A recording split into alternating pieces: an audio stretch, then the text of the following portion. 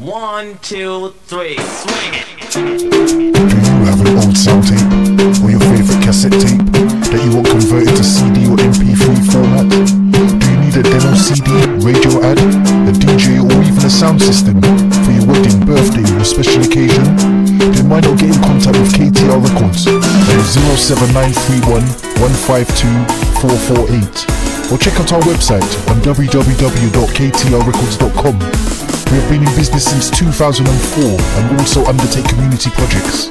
So for your remixes, duplets and all your sound editing needs, why not contact KTR Records, official sponsor of World Jam Global Radio. KTR Records, coming your way!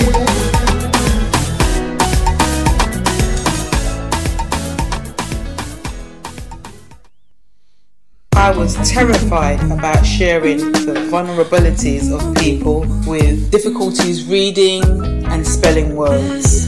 However, I could see the value in sharing, and I have taken the time to make some notes about this in my book, Dyslexic: The Silent Difference. You can get your copy now at www.a1tribe.com or amazon.com or amazon.co.uk. Thank you again everyone for your support.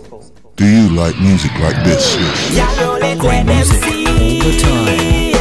Or like this? The music you love. Maybe this. Great music that makes you want to turn up the volume loud. Or life chat like this. Especially where human life is concerned. Surely, sooner or later people will realize that lives actually matter. Then you're in the right place. Keep it locked to World Jam Global, where music is harmony. Music 24 hours a day, 365 days a year. Yeah, I'm a World Jam. Hotter than them. See live schedule. You see, it's here. You see. New feature coming from World Jam Global Radio in 2018. World Jam Global Top 10. To vote for your favorite artist, go to twitter.com/WorldJamGlobal or facebook.com/WorldJamGlobal. So pick the right track where you want to have in your car, at your house, a rock. At them.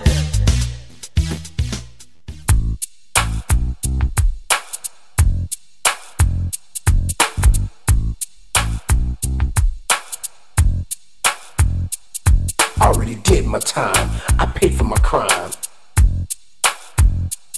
Stand by for another explosive show on Issues Today on World Jam Global Radio.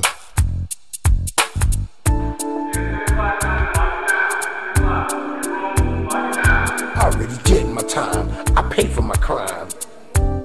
I already did my time. I paid for my crime. I already did my time. I paid for my crime.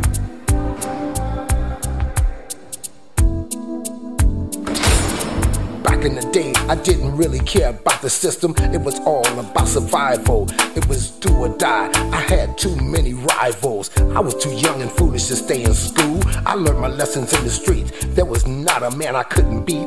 I was good with my hands and very quick on my feet. I was swimming in women. I had girls all over the street. I was getting money. Life was so sweet. Now things have changed. The whole game has been rearranged. I'm a changed man. Don't need no gun in my hand. It ain't about being no gangster. Life is too short to spend it all in jail. Trying to cope with this living hell. Already did my time. I paid for my crime. Already did my time. I paid for my crime. Already did my time. I paid for my crime. Already did my time. I paid for my crime. Already did my time. I paid for my crime. I was a drug dealer, sold more drugs than Superfly, but I never got high on my own supply. I'm not proud of what I had to do. That's why I'm telling my story to you and you. I had to repent, I must admit, I was doing all kind of stupid shit. Now sit back and think it over since I've gotten older. The life I used to live, I wouldn't do it again. I was young and dumb, my brain was so numb. I was a real Forrest Gump, but I was nobody's chump. Me and Billy the Kid had a lot in common. I was the real Terminator, much meaner than Arnold Schwarzenegger. I'd chew you up and spit you out like a real alligator, especially all you haters. The opening statements are going on right now. He could be facing life I have my guest today, Yolanda McNair, Kevin Kellom Sr., and producer Teresa Gallagher. Did my time. Already did my time. Paid for my crime. Already did my time. Pay for my crime. Pay for my crime. Pay for my crime. Pay for my crime. Already did my time. I paid for my crime. And I can confirm that we are actually now going out live right across the world. It's 6 o'clock, 6 p.m. British Mean Time. British Mean Time. And have the right to vote and live like an ordinary citizen again. This is my message to all of my friends in the... It's 1 p.m. Worldwide. Eastern Standard. There was not 12 p.m. Central Standard. With my hands and very quick on my... 11 a.m. Mountain Standard. Had girls all over the street. And 10 a.m. Pacific. Life was so sweet. My name is Kervin Julian, and this is Issues Today on World Jam Global Radio, with another exclusive interview with Yolanda McNair and Kevin Kellom Sr. Jail, trying to cope with this living hell. Already did my time. I paid for my crime. Already did my time. How we doing, Lorraine Thompson? I see ya. Already did my time. Found out that we've not been able to stream live on Facebook for the last 3 weeks. I paid for my... Discovered that somebody's been reporting us as streaming abusive material. Imagine that, eh? I paid for my crime. Well, we're back. And have we got a story to tell today? Drug dealer sold more drugs than Superfly, but I never got high on my own supply. I'm not proud of what I had to do. That's why I'm telling my story to you and you. I had to repent, I must admit, I was doing all kind of stupid shit. Now sit back and think it over since I've gotten over. Life I used to live, I wouldn't do it again. So Yolanda McNair and Kevin Kellom have one thing in common. They lost their children to trigger happy cops. Me and Billy, the injustice doesn't stop there, and on this show we review, update and inform on what has transpired since the last time we interviewed these guests. Please do remember, this is a month of returning guests. Already did my time. We've covered the story of Adesha Miller, that's Yolanda's daughter, and we have covered the story of Terrence Kellom. That is the son of Kevin Kellom Sr. Now he could be facing life. But today, prison. We review, we update, and we inform.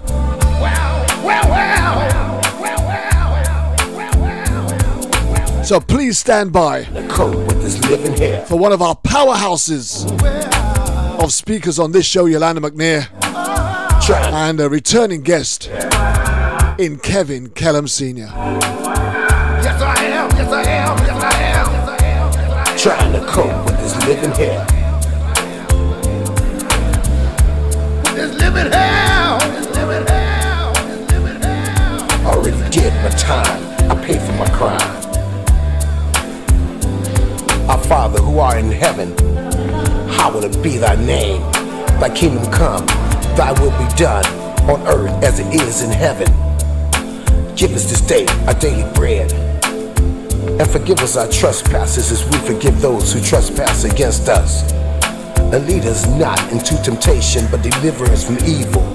For thine is the kingdom, the power, the glory, forever and ever. Amen.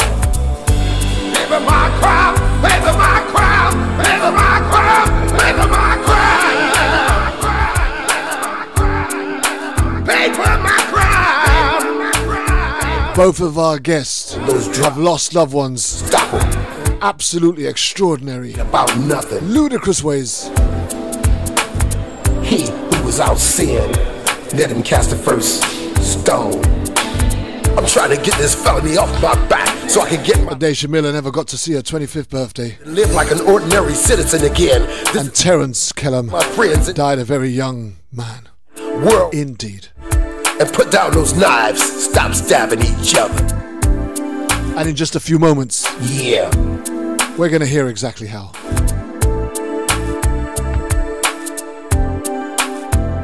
Stand by.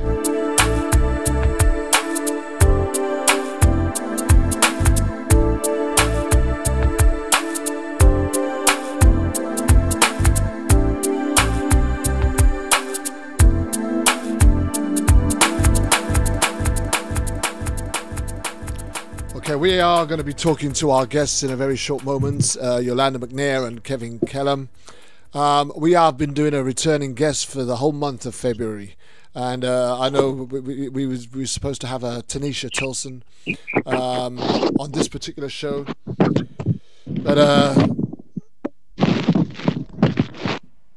that we unfortunately she couldn't make it on this particular occasion. But what we will do is we will bring her back at a later date. Stepping right in, and rightly so, is Yolanda McNair, powerhouse of a guest that we've had on regular shows here on World Jam Global and Issues Today, and she'll be back. She's going to be talking to us in just a few moments as one of the founder members of Post Protect Our Stolen Treasures, and alongside the co-founder Kevin Kellom Sr. And we're going to be talking to him very shortly too. Yeah, so without any further ado, why don't we just do that? Let's introduce firstly Yolanda McNair. Yolanda, are you there? I know we're just going to need to... Yes, I am. Okay. If you just might, just talk a little bit about yourself. Remind the audience who you are, what you do, and where you're from, please. I'm Yolanda McNair. I'm from Detroit, Michigan. I'm a mother of 4, a grandmother of 7. I have been an activist for quite some time, even before my daughter's death. But in response to it, I took my pain to action. And with the help of Kevin Kellom, Myrtilla Jones, Kimberly Davis, and Penny Morgan, we created Post, which is a nonprofit, action-oriented organization fighting for people's justice. People who have been wrongfully murdered by police officers, commission of a crime that is not life-threatening or just flat out totally innocent. And we fight for everyone throughout these United States. Well, my experiences and what I've witnessed, Yolanda, you're doing an absolutely awesome and amazing job with the amount of families that you personally get involved with, stand alongside and support.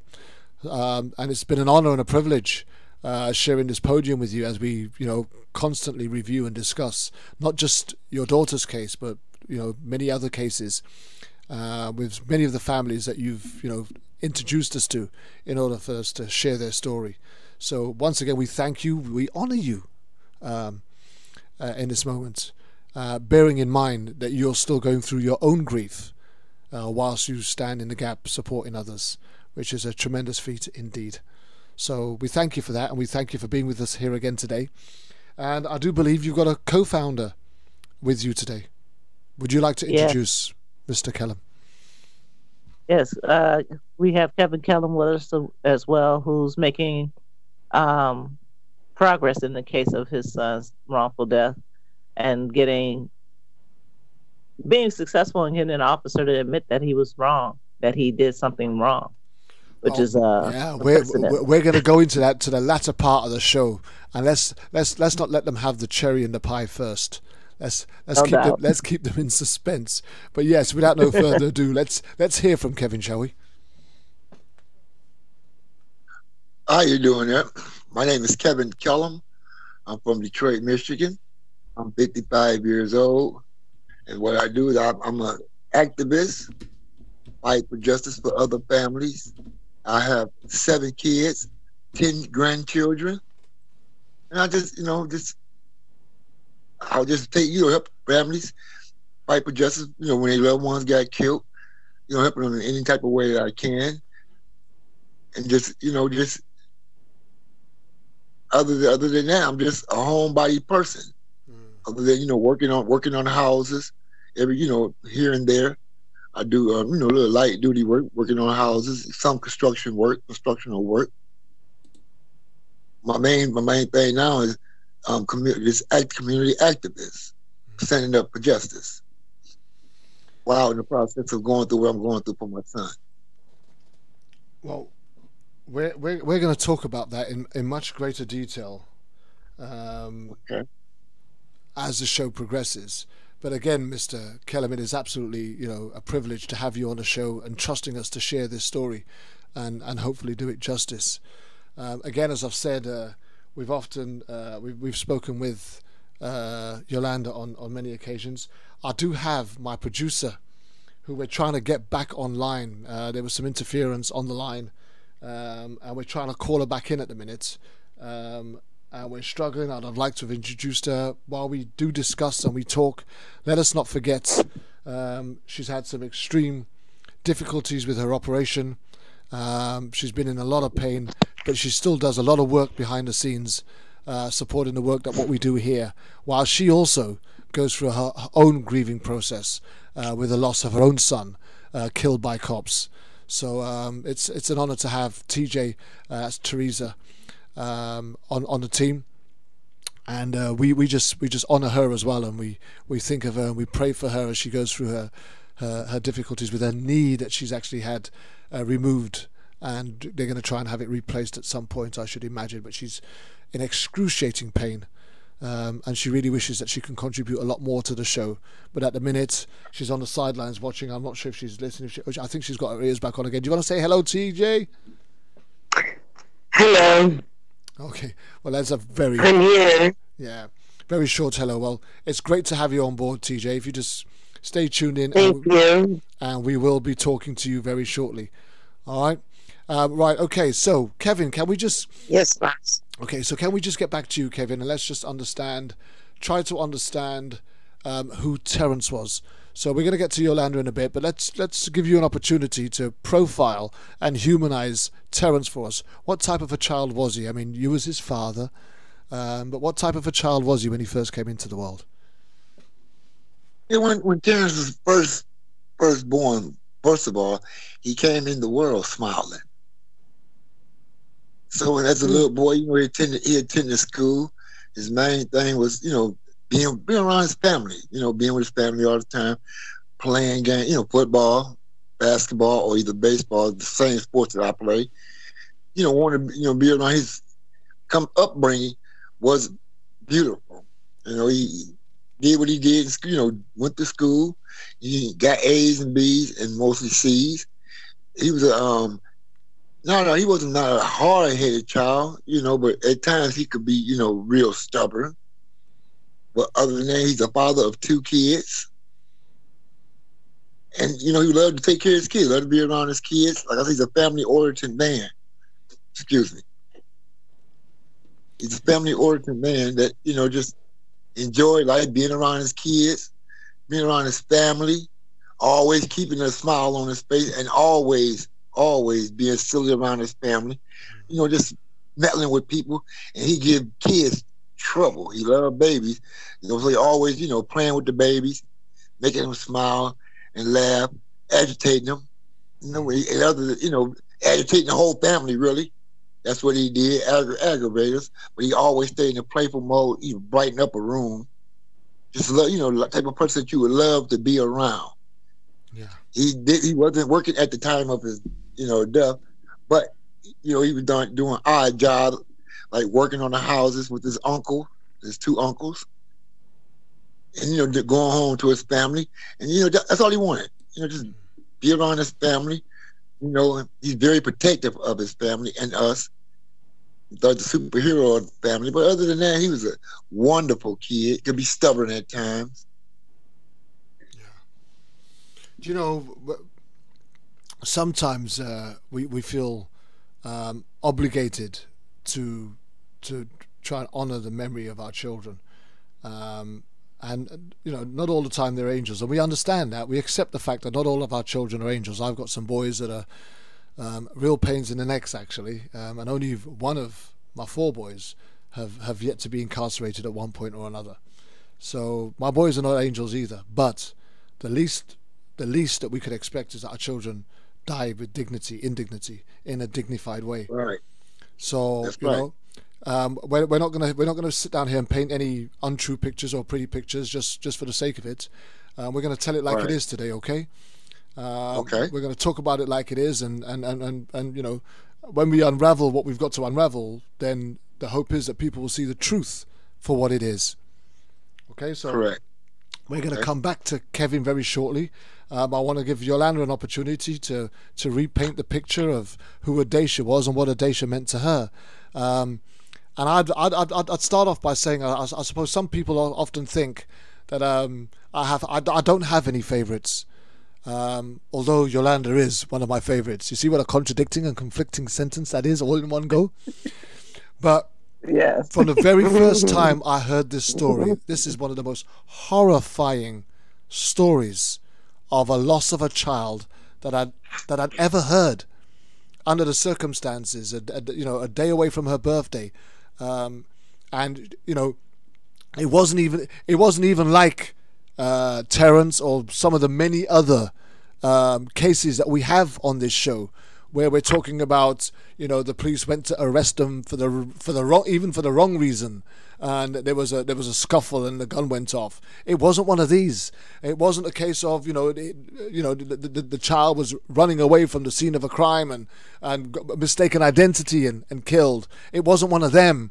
It wasn't one of these where it was in the wrong place at the wrong time and a scuffle took out and the wrong person got shot while they were trying to arrest somebody else. It wasn't even. It was nothing like that. This was a young girl with everything to live for, who went to a party she wasn't personally invited to, but she went with a friend. And within minutes of her arriving at the home of an off-duty police officer who was also having a party, this girl ends up dead. Now, I for the life of me just can't fathom how any parent could comprehend how their child could go into the home of a law enforcement officer and wrongfully come out without their life.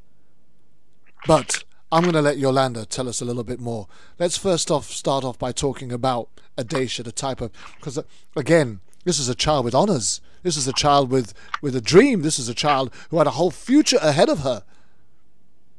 Let's talk about Adacia, Yolanda. Adacia is my firstborn.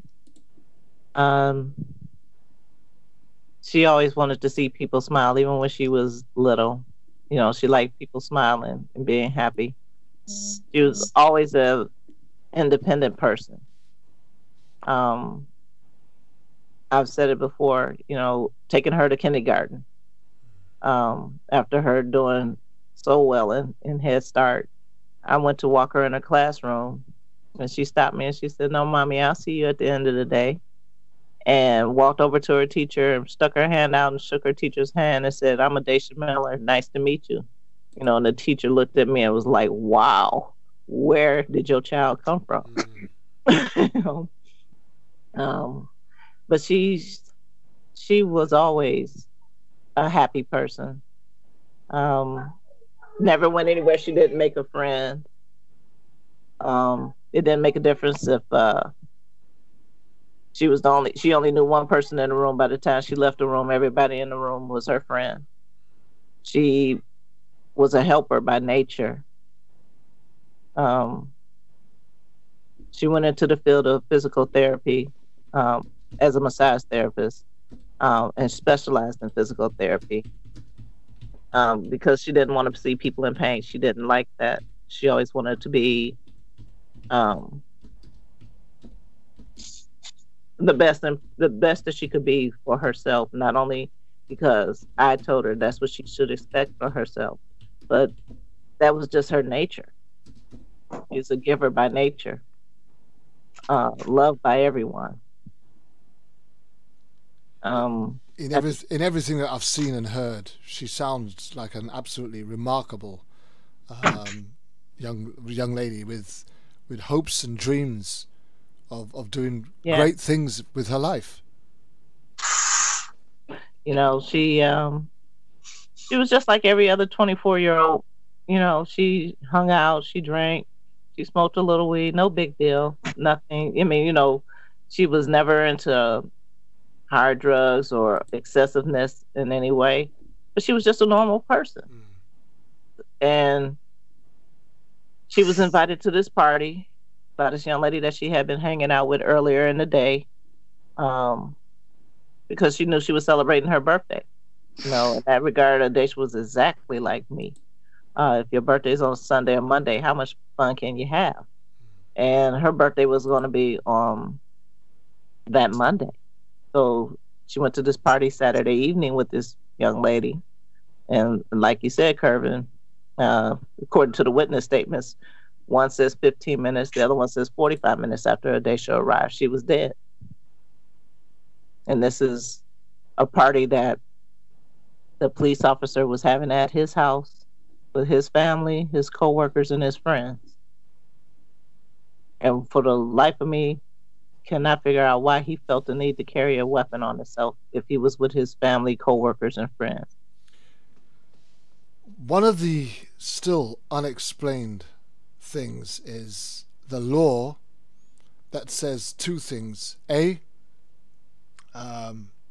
he shouldn't have actually had his weapon on his person in those circumstances. Right. And I believe A, that was because he was drinking alcohol, and B, that was because it was a social event. Or they can have a weapon on them. They can consume alcohol, but not to a 1 drink limit. But we will never know what it is exactly he had in his system for these two reasons. One, they did not test him for any drugs or alcohol. And two, they just took it as gospel when they asked him, have you been drinking or anything? And he said no. They left it alone. They allowed him to come in. Okay, my daughter was killed at midnight. He didn't come until 9 o'clock that morning to give a statement. They allowed him all the time necessary to sober up. You know, clean his breath, drink a detox, whatever it is he needed to do, you know, to clear his system just in case they were going to test him. He was given all of those opportunities.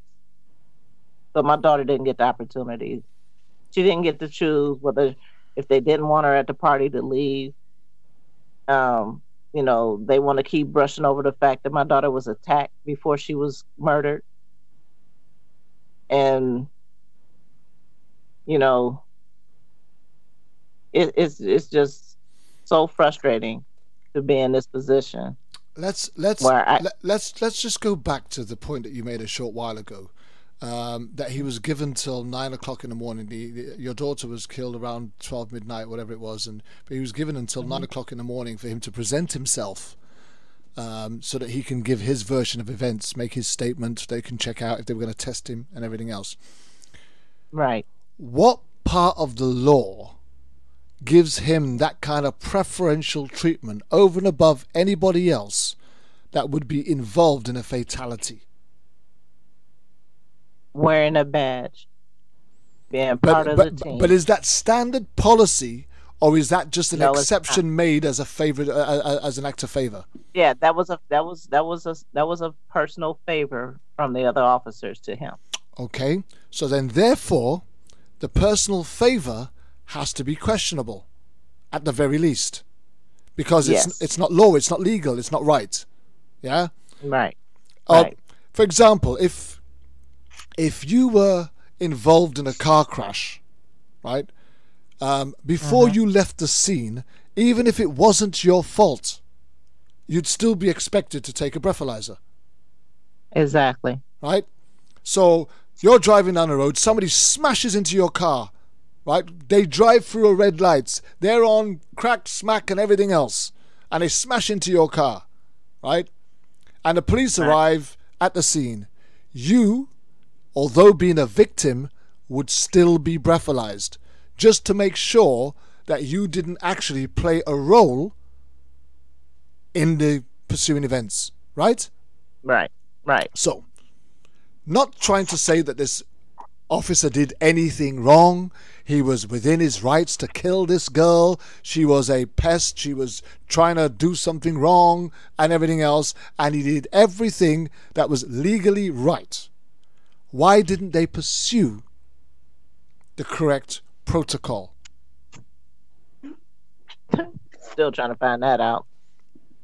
So these are some questions that we need to ask, we need to understand, and the most important thing is to try and understand the process. You know, one thing I do learn in my job of work, and I work with engineers, and the one thing that we constantly study is the process. You can't actually understand anything until you can understand the process, where it starts, what it does along the way, and what is your eventual outcome, right?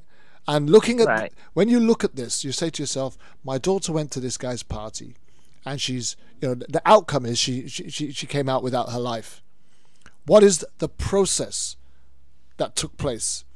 And I can't understand for the life of me why the police are not left answering that question as to why correct protocol at the very least wasn't followed.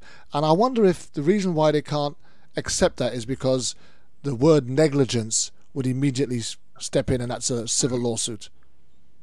Yes.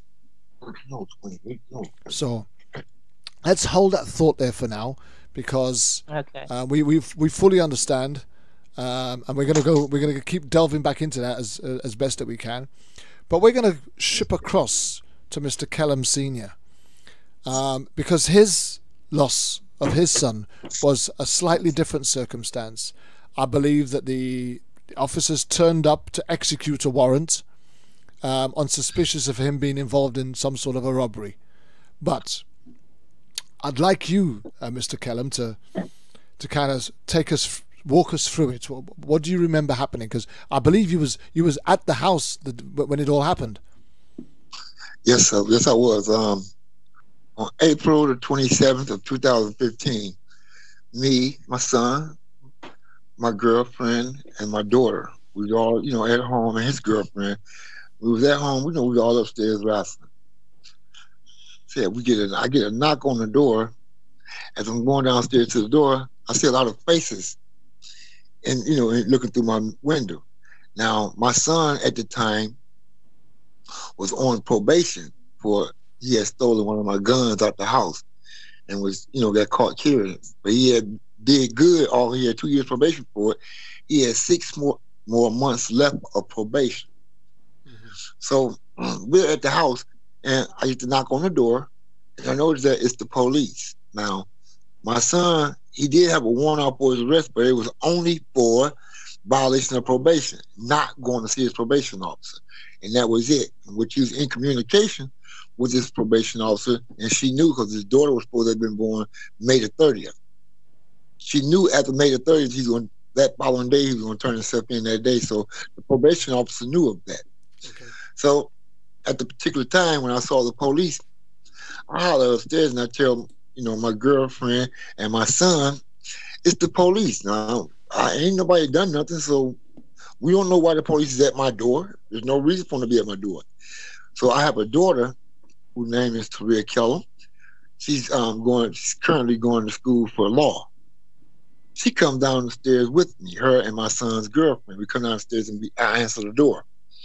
So they asked me, first of all, they asked me, do I have a son named Terry? And I told them, no, I don't. Then they asked me, do I have a son named Terrence? I said, yes, I do. They asked me, was he there? And I told them, I said, no, he's not here. He said, sir, don't lie to me. He said, we surveillance you and Terrence going to the gas station. We surveillance you and Terrence all out here, looking like I was looking for something, which we were. We was looking for his earring. Mm-hmm. He said, so you can't lie and tell us he's not here. So make a long story short, that argument went on for a minute. So my daughter asked him, she said, look, I go to law school. Where's your warrant? He said, we got a warrant. She said, well, where's that? Give it to me. So I started telling him, let me see the warrant. He told me the warrant was in the truck. I said, okay, well, go to the truck, get the warrant. By this time, the other officer behind him snatches my door open. They force their way in. They go upstairs. I hear all clear on the radio. That's the first time. The second time I hear all clear, in my head, I'm like, good, they ain't going to find him. He must be hiding. So as they're coming downstairs, which he was hiding in the attic, and they're coming downstairs, I guess my son must have made a bump up against the wall or something. They find him. They come in contact with him.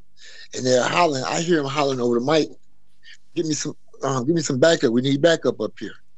Now, my son weighs 125 pounds. That's soaking wet. When they came in contact with him, they proceeded to walk him down the stairs, and I could hear him cussing at him. You know, and I always told my kids, taught my kids to respect the elders and respect the law. Yeah. So as he's coming down the stairs, I hear him, cussing and stuff, because they're trying to pull me into the dining room as they bring him down the stairs. So I'm scuffling with him, telling him, nah, y'all ain't finna jump on my son in my house. So they try to pull me in the dining room. I stopped. I grabbed the wall to keep them from pulling me all the way in the dining room, which leaves my head sticking out just a little bit so I can still see what's going on. They walked my son down the stairs. I told him, I said, son, look, I said, be quiet. I said, let him, I said, just go on. I said, they ain't got you for nothing but violation of probation. I said, me and your mama, we'll be down there. We're going to get you. As soon as he says, but dad, pop, pop, 2 gunshots ring out. Y'all ain't gonna jump on my son in my house. So he try to pull me down on my stop. Okay, I don't know what you've done. You've turned your computer on. You've done something, but you've got a loud echo here now. Just what's going on. Hey, Kevin, we need to stop you. Yeah. You're echoing. I don't know what you've just turned on, but you've gone. I didn't turn on any. I didn't turn on anything. My phone's not even in my hands on the stand. Okay. All right, now I can hear you clearly. Go ahead. Okay. At the time, me and my mother always taught him to respect his elders and respect the law. So as the 2 gunshots ring out, he bags up and he calls my name, which he says, Daddy. He started trying to walk to me, but he fell to his knees. All of a sudden, all I hear after that is a bop, bop, bop, bop, bop, bop, bop, bop, bop. And I saw him when he fell forward. When he looked, me and my son, we were looking at eye contact because I'm laying on the floor myself with 2 police officers holding me down. Now we're looking at eye contact. He calls my name 3 times, and he dies. No weapon, no nothing in his hand. It's trying to say he had a hammer in his hand.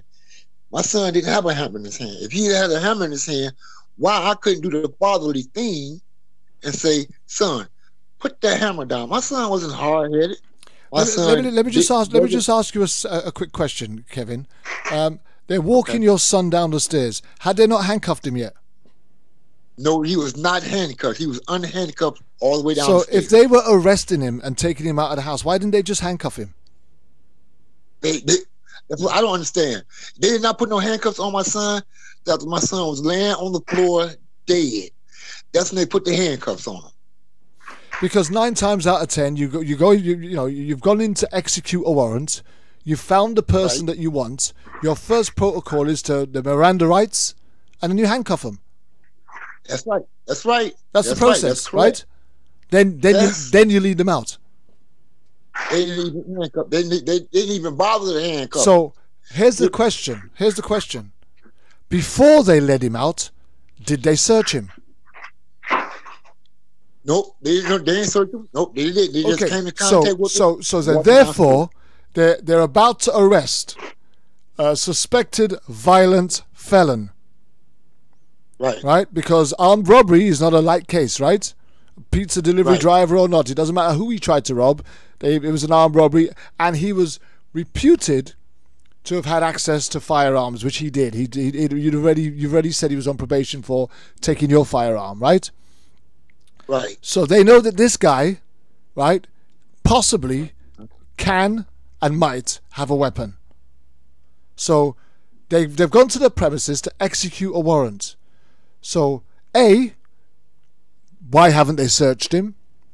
B, why hadn't they read him his Miranda rights? And C, why hadn't he been handcuffed? Because everything at this point in time, at the moment of his death, is illegal. They hadn't even read him his rights. They actually had no reason to be walking him out of the house. Right. That's right. That's right. They had no reason at all. And that's all I was trying to say from the jump. Y'all had no reason. First of all, they tried to say he was a fugitive. If he's a fugitive, he wouldn't have been at my house. A fugitive runs around the country. Kevin, by referring to him as a fugitive, did they mean that he was on the run for the police? He jumped bail? Because I can understand that if he's got an outstanding warrant for whatever reason, probation, failing to attend, And I understand what you're also saying, that he was going to give himself up the following day, because I've had an incident like this here in my own home where we had somebody ready to go and give themselves up the following day, but police turned up in the middle of the night and arrested them, and it all went wrong. But we'd already had the plan. The person was here in my home with my support and my protection, and I was going to be taking them to the station the next morning. Somebody else informed the police that the person was here at my home, and the police came and yeah. So what I'm trying to say is, right, if he was a fugitive, then he was a fugitive. That's not in question. If he had a record of violent offending, that's not an issue. We still say that our children deserve to die with dignity. My point to you is this: if the police have turned up, the cops have turned up at your address to execute a warrant, why did they not follow the protocol put in place, right, for not just their protection and their safety, but the protection and the safety of others? Because by not searching him, right, they left everybody a potential victim to his outrage. If he had a gun handy in his waist, in his sock, a knife, or any other type of weapon, or anything possible that could harm someone, right, while they were trying to lead him out, anybody could have been injured. So no safety procedures were put in place to protect themselves or anybody else while they were trying to remove him from where they found him. So in that respect, they've already failed. They've already failed in their duty to execute the warrant legally, because they haven't read him his Miranda rights. They haven't told him that he's under arrest. They haven't searched him. They haven't handcuffed him. They have not followed the correct protocol. That's correct, Curtis. That's correct. So before they even pull out the gun, their position is already in one of negligence and failure. Yes. Not just that. Before he pulled out his gun, one of the officers yelled to a lady officer that was in my house, "Go get the taser." So they had a taser. They had a taser because he's cussing them out. She told him to go get the taser. He told her to go get the taser. By the time she can go outside and get the taser and get back in, the other officer done shot and killed him already. And she asked the officer, "Why did you effing shoot?" Her exact words. Now, when did not have no weapon, no nothing. When you were talking about this, Kevin, you said you know he was coming down the stairs. You could hear him cussing. So you kind of told him, I didn't bring you up that way, whatever it was. Don't cuss, just go, behave yourself, etc. But before you could even finish your sentence, bop, bop, bop, right? And then you say, after a while, a few more seconds, and it was bop, bop, bop, bop, bop, bop, bop. So several shots were fired. Yes. How many shots hit Terrence? I would say at least about 10 rounds. But the autopsy would have told you how many rounds was taken out of his body, right? Right.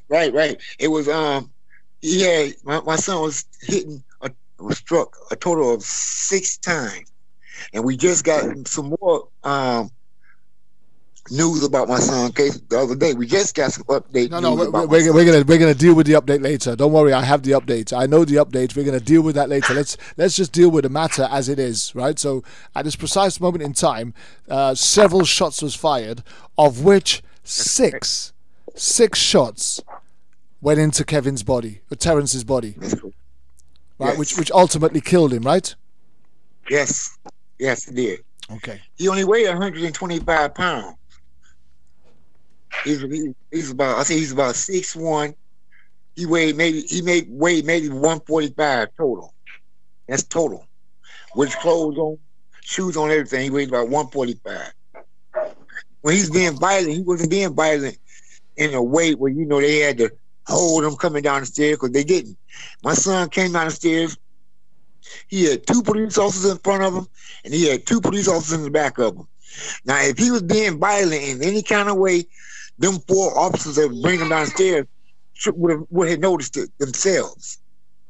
an officer that shot my son was in the living room when they shot my son. When my son came downstairs, he got shot right then. As soon as he said, "But Dad," he got shot. So he had no idea of knowing. So all he heard him doing was cussing. So why would he shoot? That's what I don't understand. Why did he shoot? If the other officer that brought him down the stairs wasn't in no kind of harm, well, he couldn't have been in harm because, one, he wasn't handcuffed. So he couldn't have been violent in no type of way if they didn't handcuff him. So let's just try to understand, because I want to bring Yolanda in a minute. Let's just try to understand what the police was now trying to say. So as Terence lay dying and dead on the floor, when was the first time that you heard about the supposed hammer he was meant to have had in his hand? The first time I heard about it was exactly at 7:17 p.m. that day, because they put us out the house after they immediately put us out as they shot him. Okay, so what time was he shot? Excuse me? What time was he shot? Terence was killed at 1:38. He's pronounced dead. So at 1:38, Terence was shot dead, and at 7:17 is the first time the hammer comes into play. Yes, when I got back from the hospital, because me and his mother had to identify his body. We get back from the hospital. It was 7:17 p.m. and the police officer was just leaving my house, and I said, they came out there, a little brown, like a big envelope in his hand. So let's just say Terence had a gun, a knife, a hammer, any type of weapon whatsoever, anything, right? Right. When Terence hit the ground after being shot, what do you think the first thing the officers around him would have done? When he first hit the ground, what I think he would have done, if he had any type of weapon, he never would have been walked down the stairs. They, you know what I'm saying? No. Let's just say they missed the weapon. Let's just give them the benefit of the doubt. I'm playing devil's advocate here, right? Let's just give them the benefit of the doubt. Let's just say, okay, they messed up. They didn't search him, right? They forgot to search him. Right. They forgot to read him his Miranda rights. And as he's walking down the stairs, let's just say he had the weapon, right? I'm playing devil's advocate here. Right? So an officer comes out of the living room, sees Terence with the weapon, shoots, Terence hits the ground. What would be the first thing the officers around him would have done, do you think? I think the first thing they would have done was ran, because it was two, more officers in the house. I'm asking you a question that you probably can't think of to answer, but let me answer it for you, Kevin. If Terence had a weapon as they shot him and he hit the ground, the first thing the officers would have done was have identified the weapon that he had and moved it away from him to make sure that if he had any life left in him, he wouldn't be able to access that weapon and cause any further harm to anyone else. That's what they're trained to do. That's correct. So you wouldn't have had to have waited 6 hours to have heard about the hammer. You would have seen the hammer immediately, and the hammer would have been mentioned. Right. So the hammer was not mentioned until 7:17 p.m. that day. That's when they told me. They asked him, "What's that?" I asked him, "What was that in the envelope?" And he said, "The weapon your son had." I said, "The weapon my son had." I said, "My son ain't had no weapon." He said, "Your son." He said, "Sir, your son had a hammer." I said, "My son ain't had no hammer." I said, "When my son was shot, my son had nothing in his hand." He said, "Well, this is the hammer your son had." And he walked off and put it in his car. Let me just try and bring in Yolanda very quickly if I can. And I know it's not Yolanda's case, but Yolanda's been very supportive, and we're going to talk to her about Adesha in a minute. But you know, when we hear about this scenario, right, Yolanda, and again, we've dealt with so many cases, and especially myself over the 4 years that I've been doing this show, and probably yourself with all the various different families and the different cases that you know of, heard about, read about, posted about, and been involved with and supported, right? So I'm struggling to understand how They've gone in to execute a warrant, but they've not read him his Miranda rights. They haven't arrested him. They haven't told him that he's under arrest, right? They haven't searched him. They haven't handcuffed him, right? All of these fail to follow protocol, right? Yes. Does that then not qualify his shooting as unjust and illegal? Yes. Yes, it does. Because at the time he was shot, he wasn't under arrest. Under arrest, right. And that could be looked at as the officers can be viewed as civilians at that point in time because they haven't done with what they are supposed to do within the confines and the rules of their job, which is identify themselves, identify the suspect, issue Miranda rights, execute an arrest. It's not executed until the handcuffs are on the person. And they didn't do any of those things. And Kevin is right. If this was a scenario where Terrence had a weapon, one, the officers would not have walked him down unhandcuffed. Two, when the officer opened fire, he did it, no matter how well a shooter he is, with disregard to his fellow officers. Absolutely. That was reckless endangerment of other officers, which he should have been charged with that as well. That's right. Okay, and I don't know Thor, so I don't think Terrence had the ability to throw a hammer and call it back to throw it a second time. So there was no need to throw that volley of bullets at him unless your intention was to kill him. I mean, I don't know Kevin's house. So I don't know how wide the corridors or the stairwells are. But you've got a young man who's been brought from upstairs. He's got two cops in front of him and two cops behind him, right? Where could he have possibly attained this hammer from? Are they trying to tell us that he had it in his hand before they started leading him down the stairs, and they allowed him to come down the stairs holding the hammer? Is that the suggestion? You know, pretty much that's it. You know, or that he somehow managed to hide it on his person until he got to an area that was a little wider, a little open. And I'm gonna tell you, the hallways are no wider than the stairwell. So there's no way that he could have picked it up without anybody seeing it. I mean, I personally have been to Kevin's house where this happened at, seen the hole in the floor for the bullet that was shot through Terrence's back. There was no way that he could have hidden a weapon and these officers missed it. See, they go in a house on 10.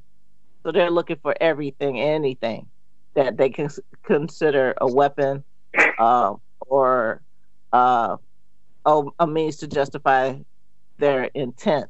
And let's not be wrong about it and say that, well, this is something that unfolded once they were in the house. They went in with the intention of. You see, the thing is, they've gone to execute a warrant on a felon known to have been in possession of a firearm.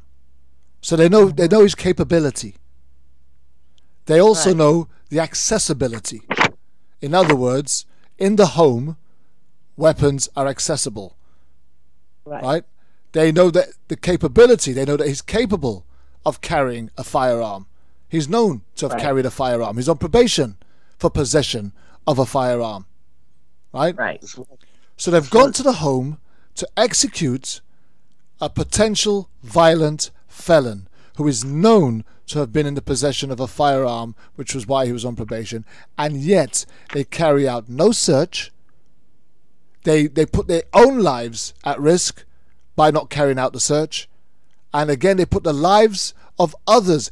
What if he had got outside the door? What if the confrontation didn't take place in the corridor and the stairwell? What if he had got outside of the door and he had possession of a firearm and decided to let loose out on the street? Right. So no protocols were followed. The cops themselves have a lot of questions to answer in how they handled, managed and arrested Terence Kellom prior to Terence Kellom ending up being shot with a volley of bullets in the stairwell corridor of his home. You know, I'm trying very hard not to get to that kill point, because so much before that is wrong. Right. So I want to stay where it's wrong, and let's see what we can unfold from where it's wrong. Because if we are to stand a chance of winning any of these cases that we continue to battle against, we need to understand the process. When we understand the process, then the outcome becomes self-explanatory. So let's. Right. I just want to unwrap, because when you take for Adacia, for example, did Adacia know that this off-duty cop was an off-duty cop or was a cop at all? No, never met him before. So why would she have reached for his gun? Right. Why would she reach for a gun at all? Yeah, but why would she have reached for? Why would she have suspected him of having a gun to reach for in the first place? Exactly. And seeing as this is a complete stranger who's introduced to her with his wife, why would my daughter have her hands on this man at all? You see, the process that leads to the event is sometimes the parts that we miss that actually cracks the case, or can crack the case, lead to other questions that they will find difficult to answer. And sometimes, you know, when we're brainstorming, no idea is a silly idea. You know, we need to look at every aspect. Now, I'm just trying to marry up, you know, Kevin's circumstance with Adacia's circumstance, in as much as the process doesn't look right, it doesn't fit.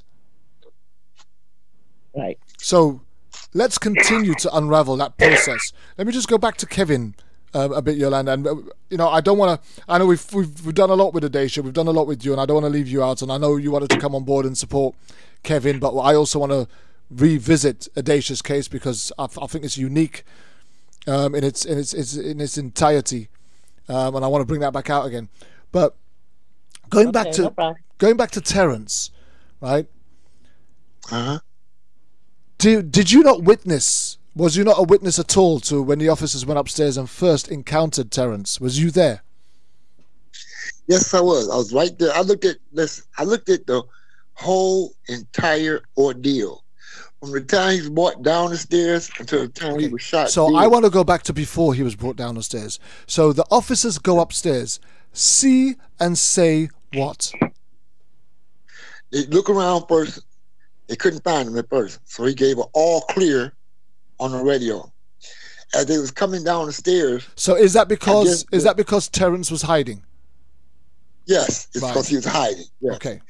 As they get ready to go down the stairs to leave, they gave another all clear.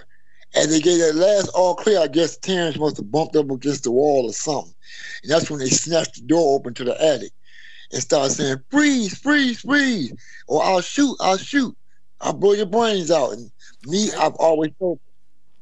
So now they get Terence out of the attic, and he comes down to the floor. Was you there when he came down to the floor from the attic? Yes, I was. Okay. Yes, I was. So what was the next thing that was said and done by the officers when Terence came out of the attic and got to ground level? If they didn't get a chance, because by the time he got to ground level, the gunshots rung out. They didn't get a chance to say nothing, because immediately when he hit that last stair, and I told him to stop being disrespectful, all he got a chance to say is, "But Dad." That's when the gunshots rang out. Let's rewind. So, because what you said was you had two officers behind him and two officers in front of him, and they were walking him down the stairs, right? Correct. Right. Yes. So let's rewind and go back to the top of the stairs. At the top of the stairs is where he comes out of the attic, right? Correct. Okay, so he comes out of the attic and he hits the floor. What is the first thing they say and do before they start coming down the stairs? Before it's like, he started cussing at him, saying, "We got your ass. We got your ass. Bring your ass. Bring your ass on." Cussing him out. That was making him cuss back at him. So all while when they come in contact with him to bring him down the stairs, it was I would say like a word match, a cussing match. They was cussing him, he was cussing them. So when he jumped or when he came down from the attic, right? They did not search him. No. They did not read him his Miranda rights. No. They did not tell him he was under arrest. No. They did not handcuff him. No. They didn't make sure that everybody else that he would come into contact with from the moment they were leading him down the stairs until they can get him into the vehicle was safe. No. They did none of that. None of it. Then they start to walk him down the stairs and there was a cussing match continuing. They cussing him cussing them. That's correct. Yes. If he had a hammer, as they say he did, right? Would it not be those that he was having the arguments with on the stairs that he would have been trying to attack with the hammer if he was that violent? Kerbin, that's what I've been saying from the jump, from the beginning. That's what I even told Kim Worthy. I've been trying to get everybody to see that point. If he had a hammer, the 4 officers that brought him down, why they didn't feel threatened in any type of way? That's what I've been asking from the jump. That's the same question I'm asking right now. At what point, if he had a hammer, at what point did he grab it? So, because for me, if the 4 officers that were surrounding him did not feel in fear of their life, how did the officer at the end of the corridor that was in the living room fear for his or their life? That's the question I want to know. That's the question I need to answer. That's the question I'm asked right now to have answered. I'm yet to get an answer for those exact same questions that you're asking me right now. Those are the same questions I asked the police. Let's just bring Yolanda back in for a minute, because there's a reason why. What I want to say is this: are you there, Yolanda? Hi, Yolanda. Yes, I am. Okay. Yep. Remember, when we did the round table with Jonathan Newton, Jerry Summers, and all of that when we did the Just Do Justice thing, right? And do you remember when Jonathan Newton was talking about when you are involved in this type of case, you need a specific type of attorney that knows this type of case, that specializes in this type of case, that knows what sorts of arguments to look for, how to defend, how to attack on this sort of case. Can you remember that conversation we was having on that round table? Yes, I do. And how important it was, because for me, so many people who have these issues that they are trying to seek justice for, and remember, Jonathan said it, didn't he? The first thing that you're going to do is you're going to hear from some attorney that tells you that they can help you, right? Uh-huh. And then you're stuck with an attorney that leads you down some kind of road that you can never come back from, right? My concern is, with all of these issues that appear not to have been carried out in the correct manner and protocol, why the investigation into the conduct of the officers who first attempted to arrest Terrence hasn't been looked at in a much deeper way. Right. I don't know if you have you followed Kevin's case at all? Yes, absolutely. I have. That wasn't a statement. That was more or less a question. I'm just trying to ask you from your point of view and what you've seen. Have you got any understanding as to why those elements that depict the route, the path that the officers took from the moment they encountered Terrence up until the time that he lay dead on the ground. Why the correct protocol hasn't been followed? Have we got any idea why these have not been the questions that have been asked? Because we do have to have some difficult conversations with people sometimes. Right. Well, I could say this. This was multi-jurisdictional law enforcement agencies working collaboratively together as a force. So we had ATF, DEA, ICE, and Detroit police officers. Sometimes they have DEA, Sheriff's Department, ICE, and ATF or FBI working together. They kind of mix it up to see how they can work together conjunctionally. But as far as this goes, then it becomes a matter of jurisdiction and who has more power. Because Terrence wasn't shot by a Detroit police officer, even though Detroit police officers were present. He was shot by an ICE officer who should never have even been involved in the execution of something like this in the first place. They should only be involved in a joint effort if it is a matter of dealing with immigrants or a suspected trafficker, because then they can execute in full power. But this is a person who, and this is kind of jumping off into something that Kevin will reveal a little later, but somebody who knew someone who was aware of the Kelloms because his partner had interaction with Kevin's family before. His former partner had interactions with Kevin's family before. But the way that they did this was they played it off on, well, it's not really our operation. We were just sort of there. That's everybody's play. You know, nobody wants to step up and take responsibility for it, but just say, well, hey, he's dead. No big deal. No harm, no foul. So at the end of the day, what you have is you have four agencies, it sounds like, four agencies that collaboratively, in a joint effort, went to go and retrieve a wanted felon who was in breach of his probation, right? Right.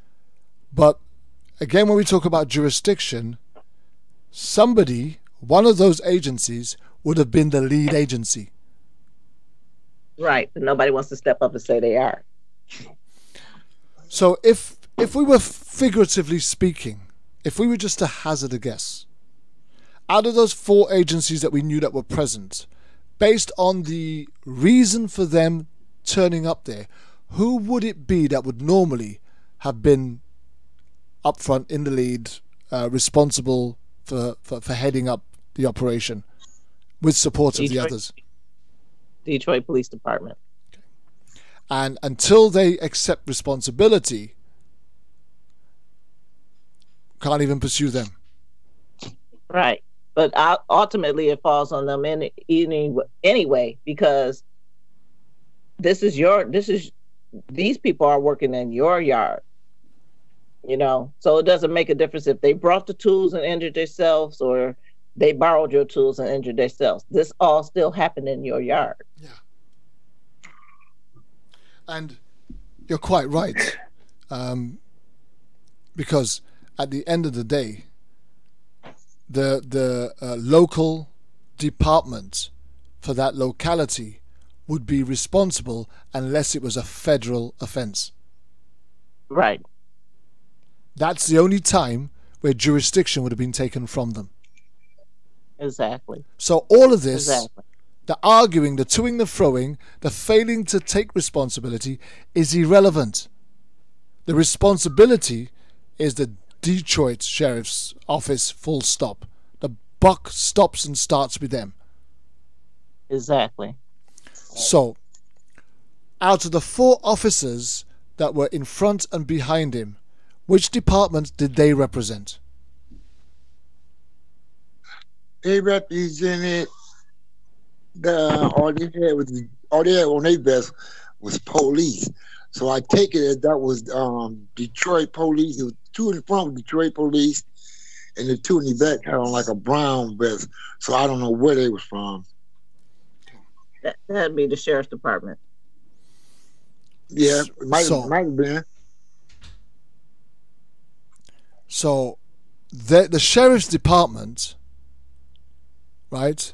The Detroit police, the local authority, those that were responsible for heading out and leading the arrest for the breach of probation, which was the outstanding warrant that Terrence was wanted for, failed in their duty to execute the arrest appropriately. Yeah, that's correct. Yes. So that's correct.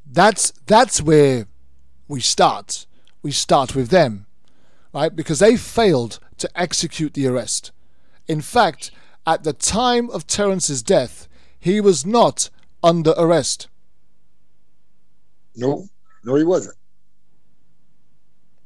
Now, I don't know what your laws are stateside. I'm over here in the UK.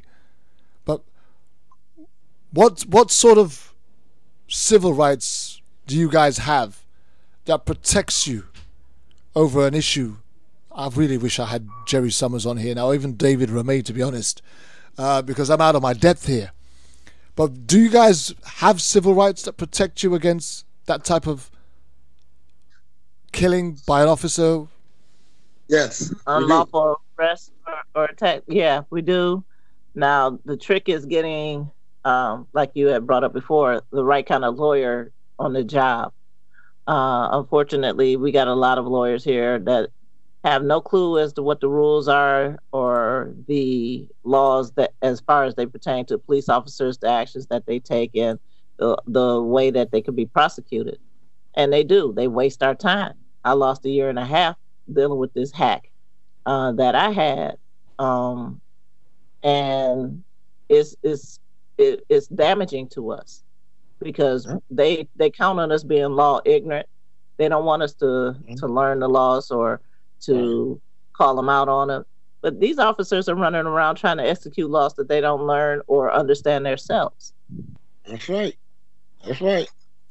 So if the officers don't understand the laws, and the laws are not made readily accessible and available, how are we ever going to pursue the right type of investigation that will result in the right type of outcome and consequence? Well, one of the things that Post is doing with other organizations is addressing the laws that are out there now, because we're being governed by 1,800 laws. You know, they weren't written for us, so I don't even see why we got to be bothered with them. But they need to be updated. It's time. It's long past time, and accountability has to be addressed. You cannot absolve an officer for whatever reason, for whatever they do, simply because they had on a badge. Officers rape people in uniform, murder people in uniform, rob people in uniform. That is not a get out of jail free. You can't judge me by what I did because I was wearing a uniform. It doesn't possess you. You know, your dirty, evil ways are your dirty, evil ways, whether you're wearing a uniform or not. So let's not use that as an excuse. But we need to change these laws because they hinder us, the citizens, and they help the brutal people. That's right. In uniform. Yep. And then turn around and tell us, the citizens, to pay their salary. Yeah. I'm not going to pay you to do something to me. You know, the funny thing is, if I could actually stipulate what I want my taxes to be paid towards and not, you know, right.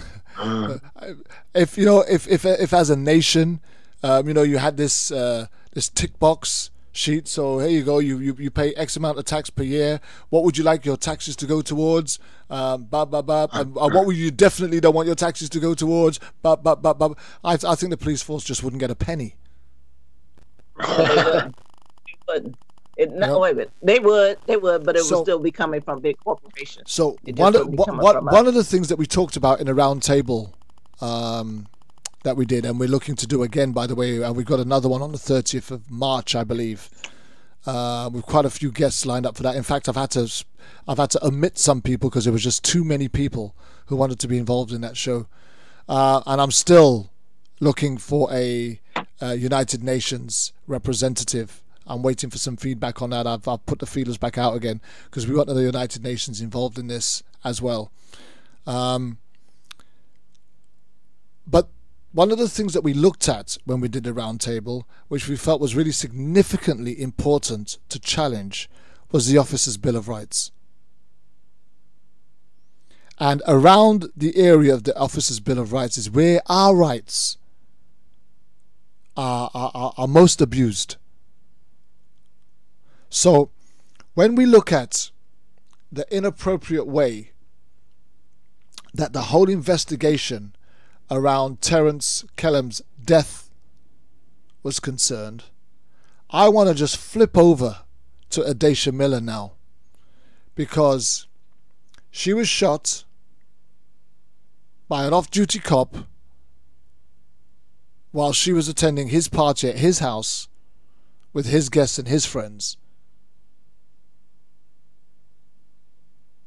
And as you said, she was shot just after 12. He was given until 9 a.m. or whatever it was in the morning in order to report and hand himself in and make his statement and have any test or things done on him, giving him all ample opportunity not just to prepare, but to prepare what he was going to say happened.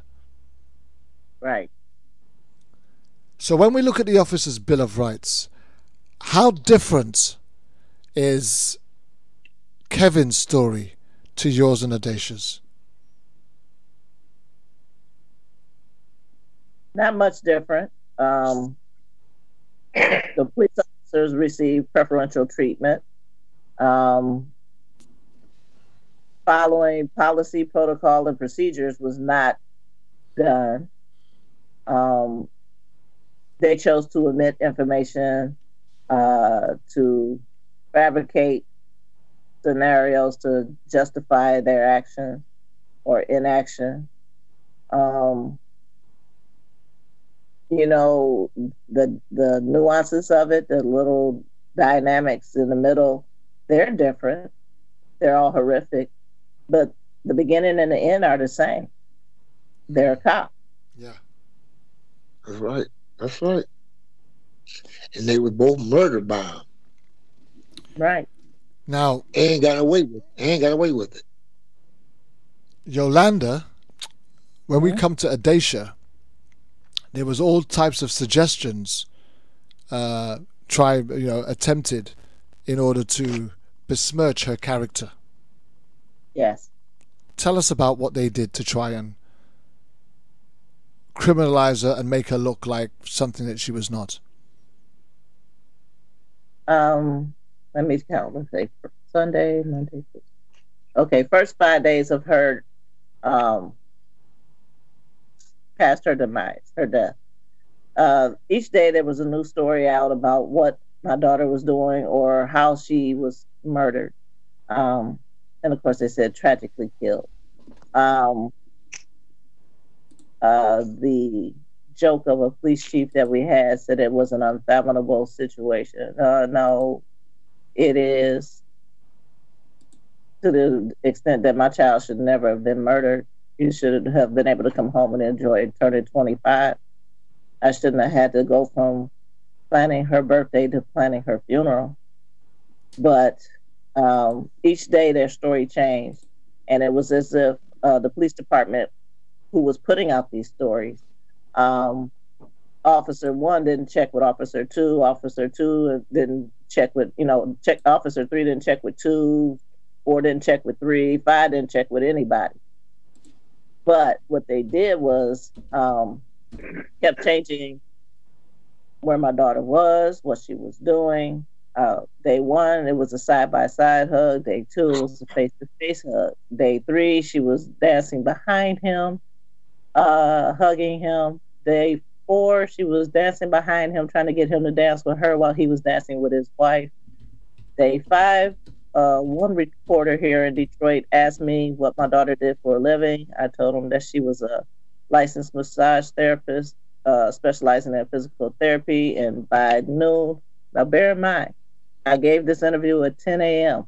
By 12 p.m., 2 hours later, Detroit Police Department put out a story that my daughter was doing an exotic dance on the ground, and that's how she got shot. Because everybody kept asking, well, how did she get hit in her chest? My daughter's not a midget. The guy's not a giant. So how did she get shot in her chest if he supposedly had his gun in an in-the-waist holster on his hip?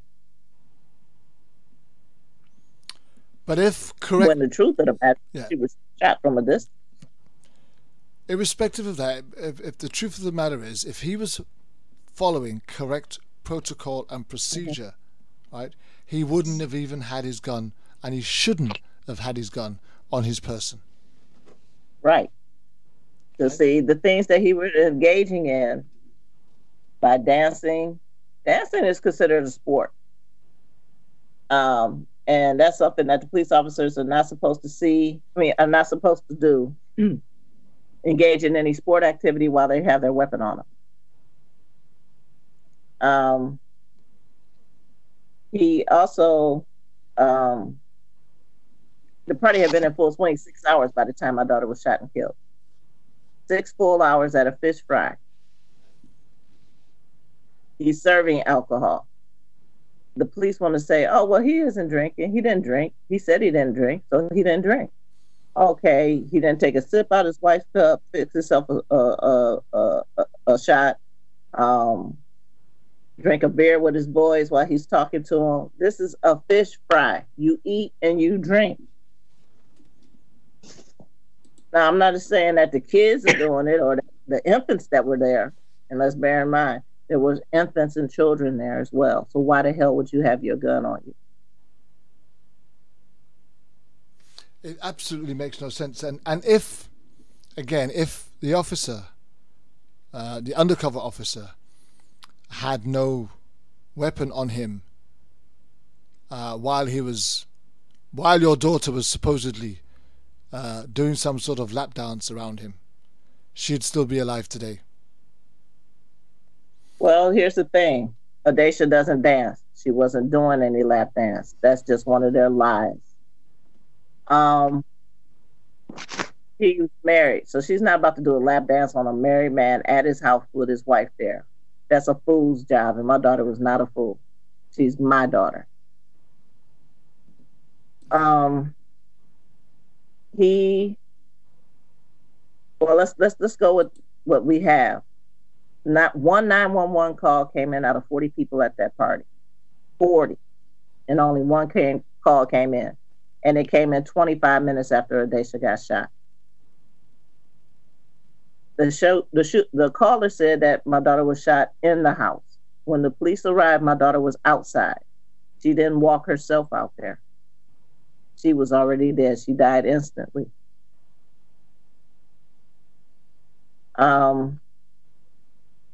Out of the one person that called was his wife, and she said, someone got shot in my house. We don't know who shot him, but they're not here. And it turns out that it's your spouse with his weapon. My daughter has injuries to her that are not mentioned in her autopsy report, but they photographed them, and we have the photos. There's a lot more to what happened to my child than has ever been told. But they best believe, unless they drop dead, I'm going to get the truth.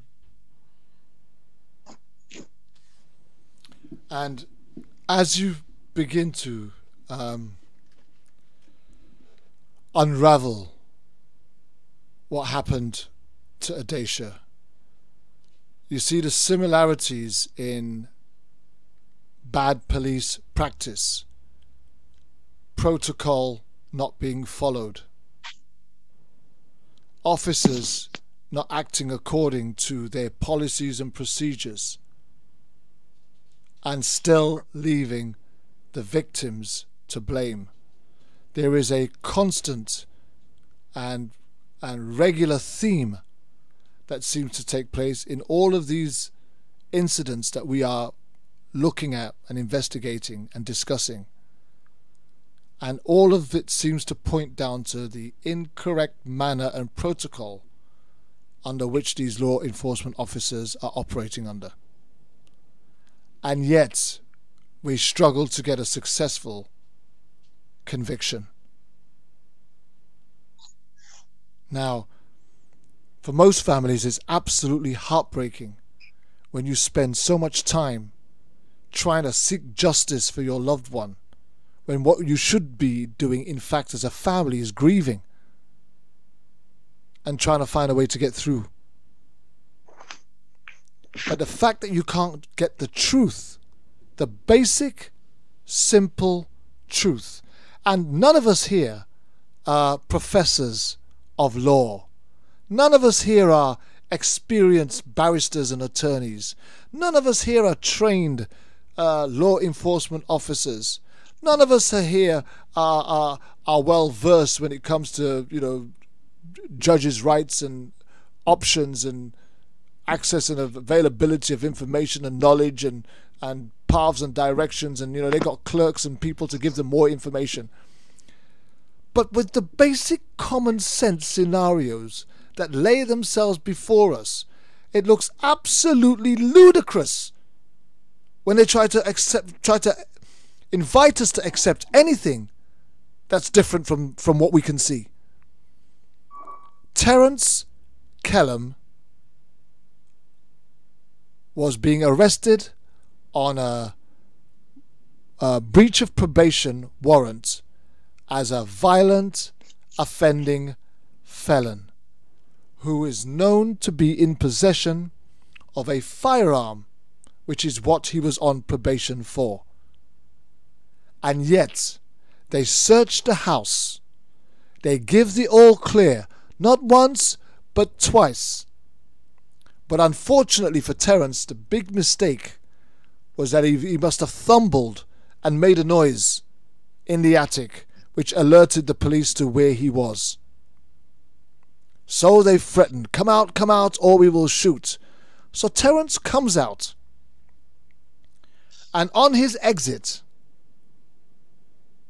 he's not searched. He's not read his Miranda rights. He's not handcuffed. He's led down the stairs. 2 officers in front, 2 officers behind. He comes down the stairs, and within a short space of time, he is shot dead by a volley of bullets, claiming that he was heading towards an officer with a hammer at hand. And yet, on the moment that Terence hit the ground, no hammer was retrieved. No hammer was identified and located. There is no report of a weapon being spotted or removed from him in order to make sure that if he isn't dead and he's still got life in him, he won't get access to that weapon and continue to harm anybody in his vicinity. The weapon then first enters into the fray over 7 hours later as an item of evidence. Now, Kevin.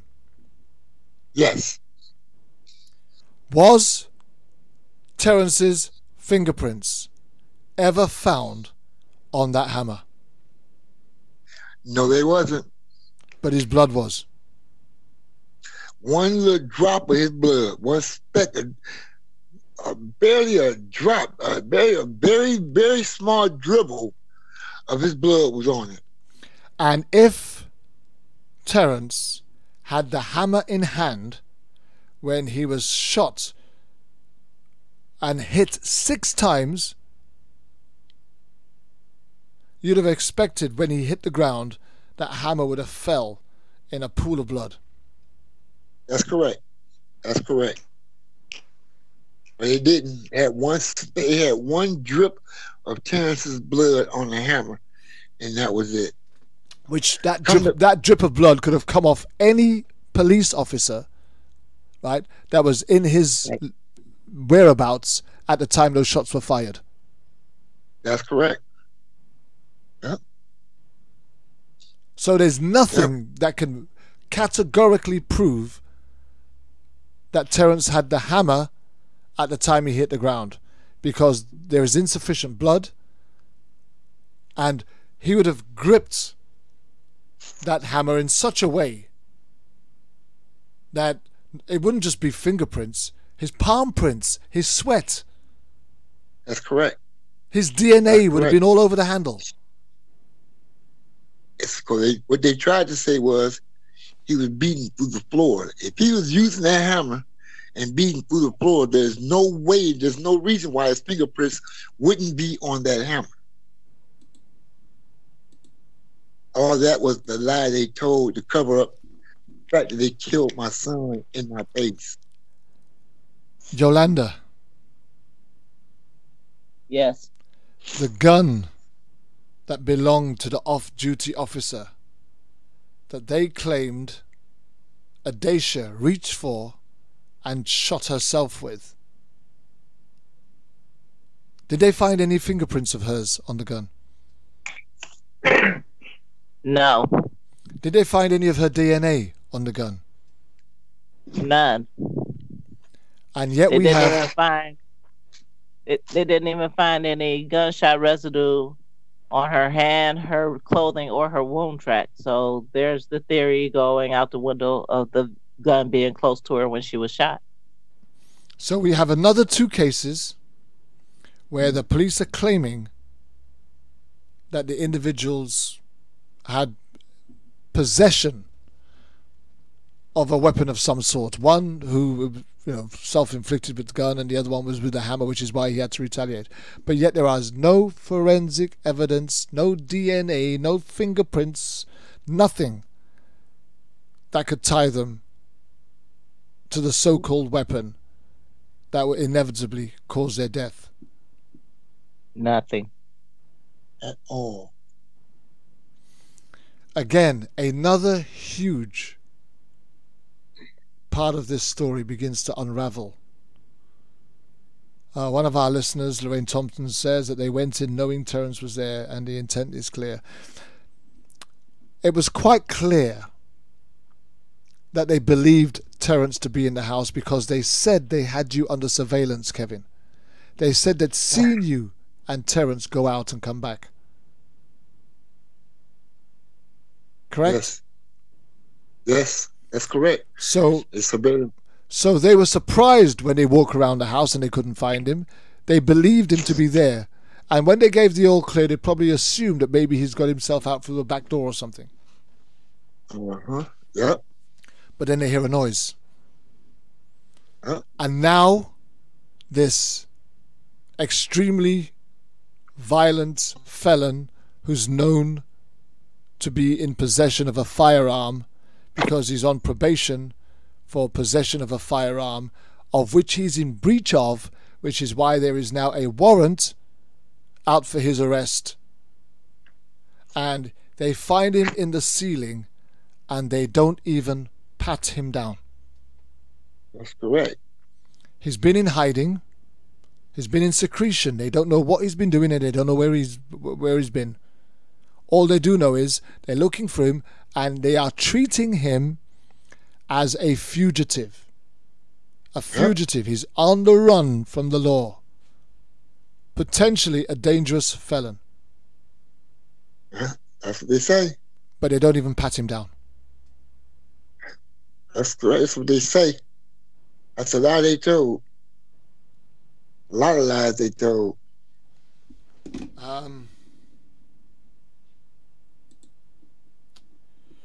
We're just going to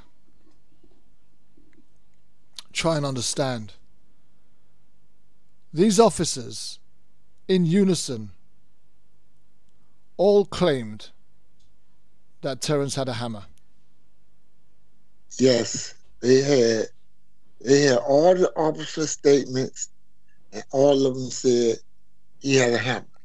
Yolanda, how many people claimed that Adacia reached for the undercop's gun? Nobody but the cop. And how many people were at the party? 40 people. The cookie cutter statement that we got was that they heard a firecracker and saw her fall. Even though they were all the way at the back end of the yard and my daughter was at the front end of the yard. It's 40 people, it's dimly lit, they're playing loud music. But somehow it was 8 people. They just had some they talked to multiple times. Give the statement saying they heard a firecracker. And everybody was able to locate my daughter in this yard in time to see her fall. But let's not say that. Let me think. In the 25 minutes that they were being talked to by the cops and his friends and his wife and the co-workers that he called over after she was shot, that's where that story came from. This is what y'all gonna say. Wow. They know how to spin a yarn, right? Truly. And they're not the smartest liars ever. I don't know what make them think that they can, do this and nobody be able to see the holes in the story, the illogicalness of what they say. They're not logical liars. They're not good at it. They're not good at it at all. It's almost as if whether we can prove it to be credible or not, right? Whether we can prove the police to be credible or not, we're going to tell this story and you can't do nothing about it. Right, because they have this sorry-ass excuse of a prosecutor, Kim Worthless, accepting their stories, accepting blank paperwork, accepting paperwork with just a timestamp or a signature on it. None of the information spilled in. And I'm speaking from my experience because I have my daughter's report. It took us 7.5 months to get it, and it was generated 24 hours after Adacia was killed. But there are multiple pages that should have been filled out. There's nothing on it but a signature or a timestamp. And she received all this. And instead of saying unacceptable, I need somebody else to investigate this. I need this needs to go somewhere else. Clear the officer of all wrongdoing and close my daughter's case without the investigation even being completed. Wow. Let me just ask Kevin a quick question. Kevin, of the 6 shots that penetrated your son's body, where were most of the shots located on his body? In the leg area, you had one right here one in his groin, you had one in his side. I think most of them in the area between his belly, his stomach, and down. Now, except for the one that was the one that got shot from the back, and that came through the front though. And they're claiming that the one officer shot all the bullets. Yeah, that's what they're claiming. But there are 2 types of bullets that have been found. Yes. Explain that to us, please. Well, I just learned that it was 4 different shots on 4 different angles, and all of them was not from the front. He got shot twice in his back, from the back. So, your attorney says that he was certain that there was more to what happened than police were telling the public. 2 of those shots were protruded from the back going forward against the angle that Agent Quinn was shooting at. That's correct. So what they're really saying is that 2 of those shots could not have been fired by him. That's correct. Yeah. And they found shells in the bathroom. They found shells in the back bedroom. Says Mr. Kellom was struck by 4 fired bullets, all entering his body from 4 different directions and angles, That's making correct. the account of the shooting given by Agent Quinn and other members of the team inconsistent with the evidence. Yep. Not just that, we have a now we have a declarated veteran officer who's been on the force for 24 years. Yeah, rekindled his statement also. Let's just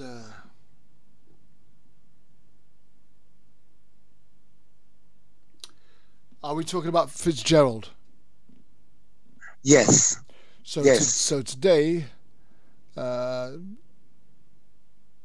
Fitzgerald contradicts his own statement given 2 days after the shooting that said, "I could see Terence with a hammer raised above his shoulder, and I believed he was about to strike myself and Task Force Officer Quinn."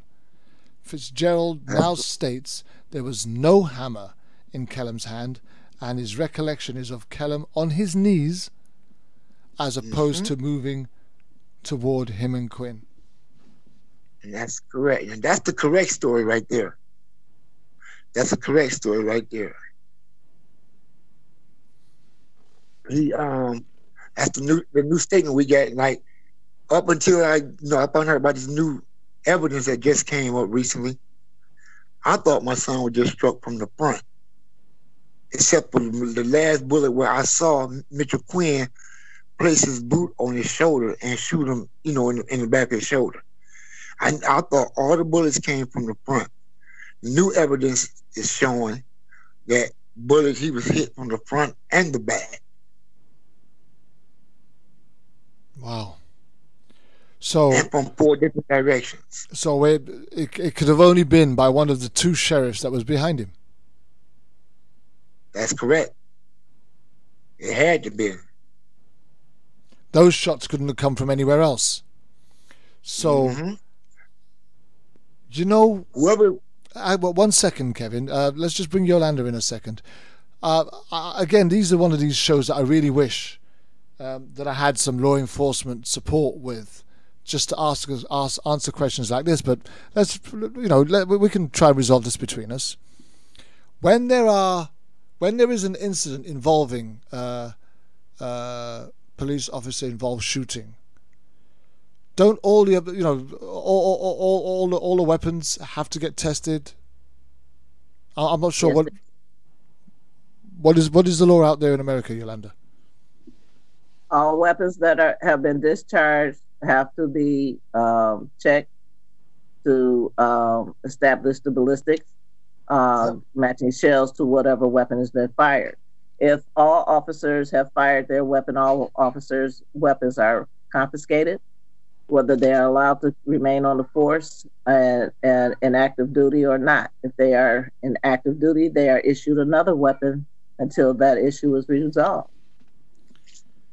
See, these guys have employed, right, an expert.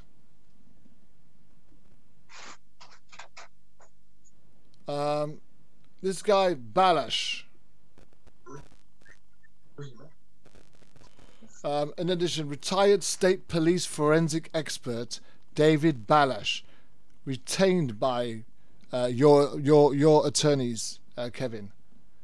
Right? This is a retired state police forensic expert who's brought together these findings in support of Terence's claim, right?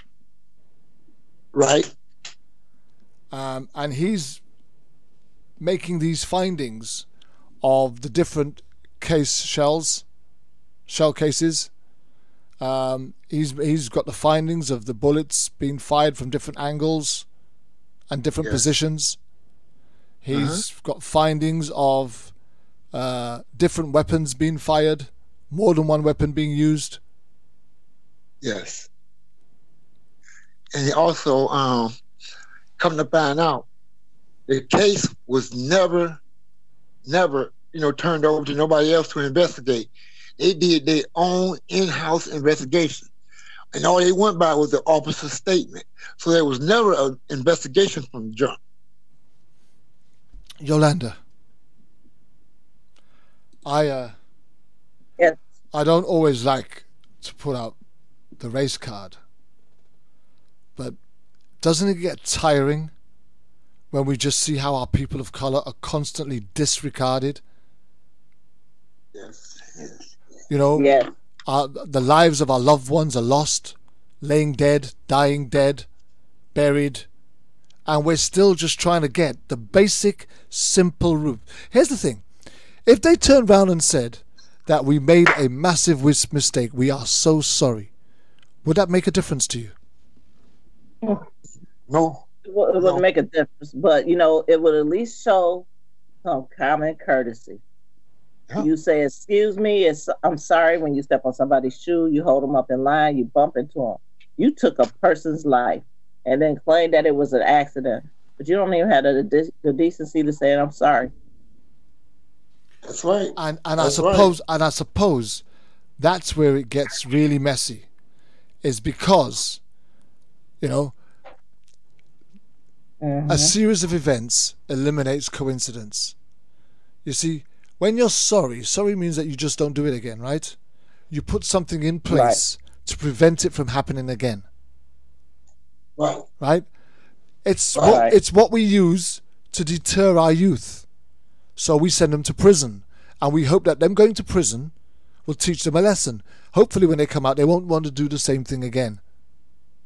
Right. So when an officer makes a mistake, what's the deterrent? Ain't none. The deterrent. The deterrent would be if you actually convicted some of these murderers for the crimes that they commit. Give them the that's what should be, but but there isn't a deterrent, which is why these officers feel that they can do it time and time again and get away with it. Right. And they're not going to be satisfied till we start going an eye for an eye and a tooth for a tooth. And I don't want to be there. The unfortunate thing is, we've got two young people who had so much to live for. Their lives, families' lives have been turned upside down. And law enforcement haven't even got the decency to just tell the truth. Now, That's right. I suppose for Quinn, he can't tell the truth because what Quinn did was an executed murder. That's right. That's right. That's correct. Terence had no weapon. There was no hammer. There is no evidence that concludes beyond a shadow of a doubt that a weapon was ever present. That's correct. At the time that the shots were fired. No, but my son is gone. And there is no evidence whatsoever that Quinn was in danger at any time when we've already had it documented that Terence had two officers in the front and two officers at the back, which means that he would have had to have got through them four before he could be a threat to Quinn.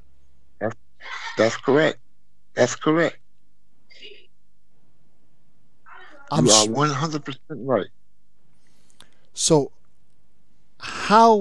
where are we with your case, Kevin? Because with this officer retracting his evidence, and I do know that law enforcement are challenging it and saying that it's just the fact that he doesn't remember it well. I mean, you'd remember something like that, right? You'd remember whether somebody was coming at you with a hammer or they were on their knees. You'd remember that. That's a big detail. It is. It is. It's because that's putting your life was in danger. So you're not going to forget that moment where your life was in danger and you took someone's life. That's something you're not going to forget. It was all a lie that was cooked up by the officers, Detroit police, Metro Quinn, state police, the whole Department of Justice. I mean, it's just one big lie cover-up. And for Kim Worthington to get up there and humiliate me and my son like that, to just embarrass our name. I've never in my life been called so many lies before in my life. Only to find out what I said from that day on to where I'm standing right now My son never had a hammer. Only for that truth to come out. And for those words to come out from the mouth of a law enforcement officer, that's an own goal. They've just shot themselves in the foot. Yes, yes, and they know it. They know it. So far, we've had so far we had 2 judges try to go before 2 judges to get it dismissed, which they was refused. They didn't dismiss it, so they got one more try to get it dismissed. And if not, my lawyer says we probably be looking at, they're probably going to try to settle out. Yolanda, what can we do to make them more accountable? Yes, what can we do to make them more accountable? Get out there and change the laws. Don't sit on your butt talking about I wish stuff was different. You don't get to click your heels or rub a lantern and make things different. You have to do it through action. That's right. And just when these laws come up in your state to change the way that the officers are governed, how their consequences and punishments are doled out, get out there and vote for that change. Don't worry about, well, they're not going to do their job. They're not doing their job now. If their job was to murder us, they're doing their job. That's right. That's right. But if you want your community safe, you want your community different, you have to be involved. Don't just run in the house, lock the doors, and come out when it's time to go back to work. Get involved. That's right. Get involved. How has Kevin's death affected your family on the whole? I'm sorry, Terence's death, Kevin. How has Terence's death affected your family on the whole? For one, it's not the same no more. You know, everyone was used to, at least, I'm talking about daily, anywhere from at least 5 to 20 phone calls from Terrence. I'm not talking about just to me. I'm talking about to everyone in the family, including his mother and his other sisters and brothers. This is what he did all day. He called and played on the phone. You know, it's that we're not getting back no more. That's gone. Holidays don't mean holidays no more. It's just another day now. Do you know, for 2 weeks on the trot, I've heard this statement said, where people say you just can't get that time back. You can't get that time back. Holidays are gone. Holidays are not the same. That's right. It's not. I'm talking about. There's an empty seat where Terence used to sit. Yes. That's all up. The house he got killed in. I just recently moved out of that house. Before we started post, my main thing was every night at 12 o'clock, I would get a chair and go down there, that main closet where he died at. I would get me a cup of coffee and a chair and sit right there where he died at. Right there, near that closet where he died at. Now that I moved out the house, it haven't got no easy. I thought if I moved, it would get easier. It hasn't. If you ask me, it's got rougher. Wow. Because at least in that house, I could hear his voice. I hear his voice now, but I mean, it's like he was coming to me more when I was in that house. It's like now, it's just, to me, day-to-day living really don't matter no more. It really don't. I saw a lot of things in my life. I saw a lot of things. Never, ever, never wish no one to see their child get killed. No one. Take my word for it. It hurts. Amen. You know, we're coming up to the end of the show. Yolanda, do you want to round up? Where are we with these type of cases and these crooked cops who continue to? What do we do next? How do we try to gain the upper hand and push through for victorious justice for our lost loved ones? Start talking to your state representatives. Talk to your city council. Get involved with your police department as far as start going to the commissioner meetings. Get to know those people personally. because they're the ones who are your advocate and your voice in those situations when they review police officers' actions. They're the person that's going to give you the information that you need. They're going to get you there in time to be able to speak. You know, there's a lot of times where there are meetings going on and they don't even let us know that they're happening. And it's involving our loved ones. Well, they're the subject matter. Well, how come you didn't have any family members here? Well, they didn't know, you know, but you didn't try to let us know. Right. So we have to get more involved. We have to stay alert, stay awake. It's not going to hurt you to know what's going on around you. It can hurt you to not know. That's right. And if you want to change, get out here and help make a change. Right. Don't You know, just our new slogan for this year is "Be the Change." You know, when you start seeing protect our stolen treasures, you're going to see "Be the Change," because that's what we expect to be. We're not going to sit here and take this. Be the change you expect to see. Mm-hmm. Well, guys, we've just come to the end of another enthralling show. I don't know if there's anything left that you want to say to your listening audience. I'm shocked. I'm left speechless. Once again, we take our hats off to you both for the extraordinary way that you hold yourselves and your families and others together while going through one of the most difficult experiences a human being could imagine. The unlawful and wrongful killing of a loved one, especially our child. My heart grieves for you, Kevin. I know the bottom line is, if it's of any consolation whatsoever, at least you know you're right. You know they lied.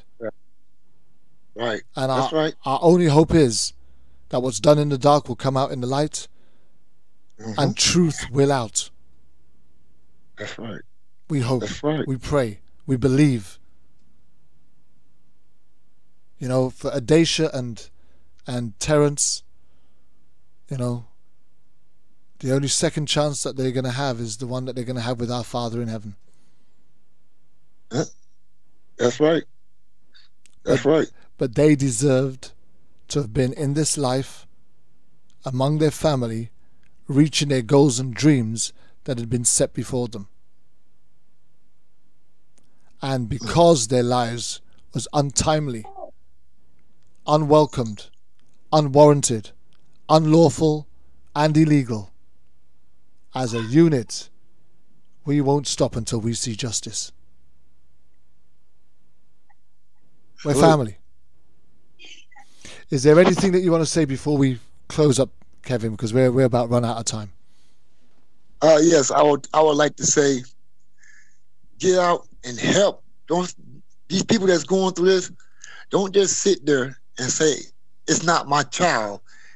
I don't have nothing to do with that. Because you do.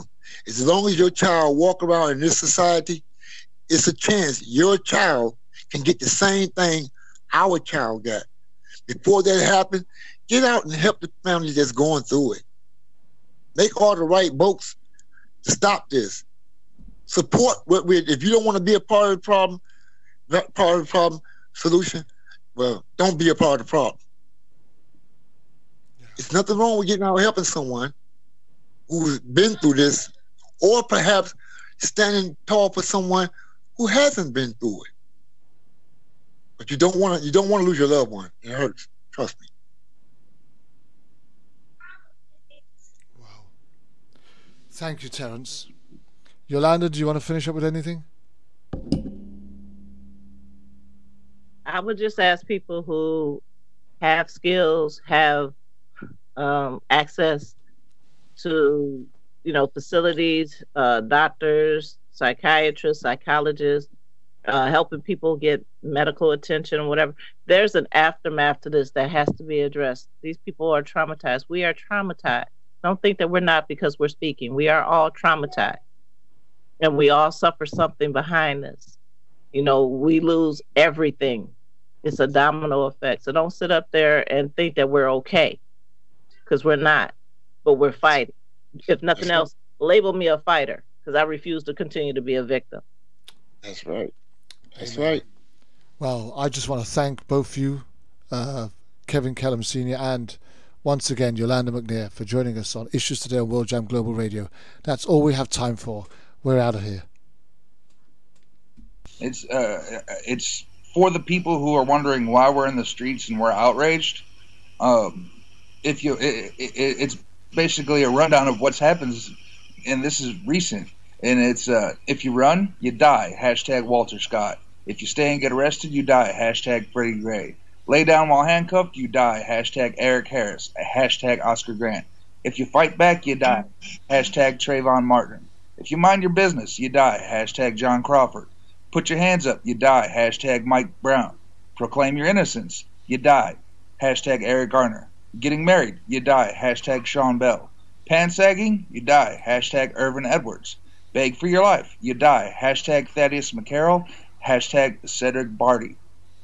Just alive at 12 years old outside playing, you die. Hashtag Tamir Rice. Be outside, you die. Hashtag Rekia Boyd.